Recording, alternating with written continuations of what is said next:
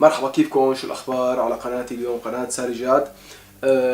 إن شاء الله أنتم تكونوا منيحين. للأسف أنا مالي منيح أبدا أبدا. بعد ما سمعت هذا الخبر، حرق طفل سوري في لبنان.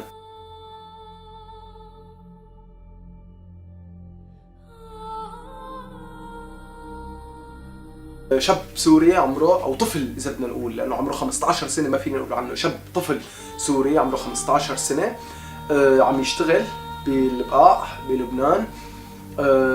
فهو عم يودي طلبيه على بيت معين بالقريه، وخلص معه البنزين تبع الموتور، فانقطع الطفل انقطع من البنزين، وفات على بنايه وشاف موتور، وكان معه قنينه وبده ياخذ بنزين لحتى يعبي شوي بالموتور ويقضي غرضه.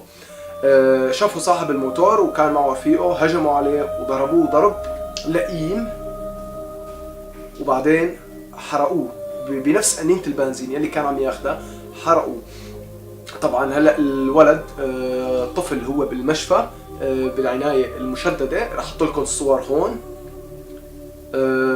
للأسف الشديد للأسف الشديد للأسف الشديد أفشل الإعلام بكل الدنيا، الإعلام اللبناني، تمام، والإعلام السوري، لأنه لا الإعلام اللبناني ولا الإعلام السوري حكى عن هذا الموضوع، وكأنه هذا الولد ولا شيء، يعني هن ما اعتبروه شيء نهائيا.